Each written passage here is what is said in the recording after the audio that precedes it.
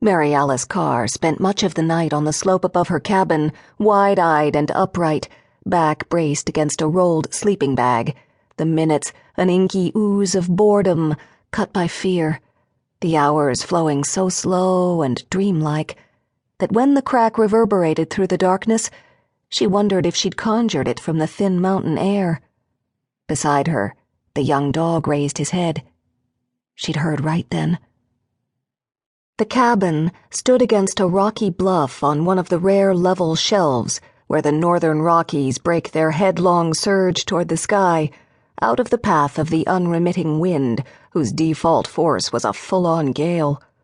The wind's relentless onslaught scoured the land's surface, sculpting strange and brooding shapes out of the local limestone.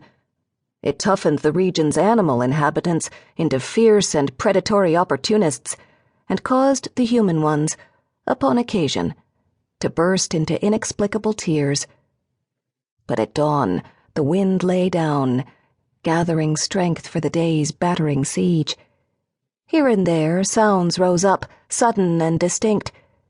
Dry needles sifting from lodgepole pines, a coyote's trailing refrain. Footfalls across the cabin's porch. The half-grown border collie vibrated, low and tense, beneath Mary Alice's hand. She closed her fingers around his muzzle and called herself 20 different kinds of stupid. Whoever was down there wasn't even trying to keep quiet. She felt for her cell phone. Habit. Useless. Her cabin sat at the far and unreliable border of the phone's coverage area. Her position up the hill fell well into the dead zone.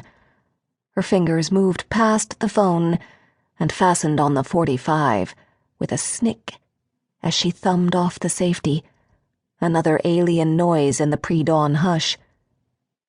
Mary Alice eased onto her stomach by centimeters.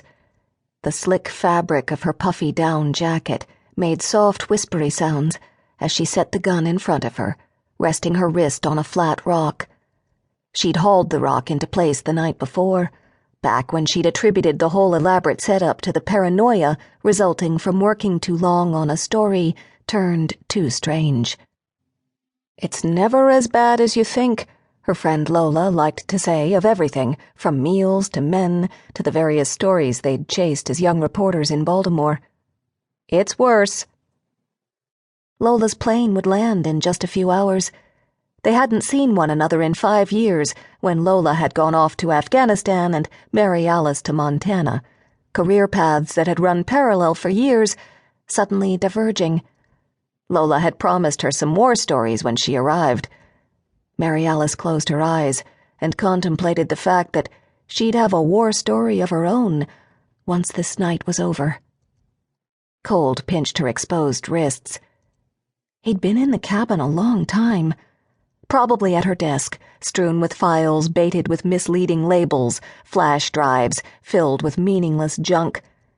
If she'd called it right, he'd scoop it all up, assume he'd gotten what he came for, and drive away, giving her a precious few seconds to glimpse his face before he got into his car. She wondered how long she should stay up on the hill after he left. Then realized she'd never actually heard him drive up. She opened her eyes. Mist pooled in the clearing below, the darkness cottony around the edges, dawn commencing. He knelt on the porch, solid and dark and real in the vaporous light, sighting Mary Alice through the scope of an AR-15, its barrel steadied on the porch railing. A hat shielded his face, but she had no trouble imagining the crosshairs centered on her own.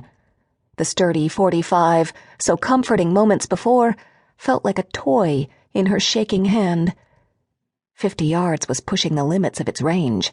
By the time her bullets load in a tumbling fall toward the porch, his would have punched through her and beyond, just getting warmed up on its unerring way. The dog began to bark. Mary Alice dropped the gun and raised her hands high.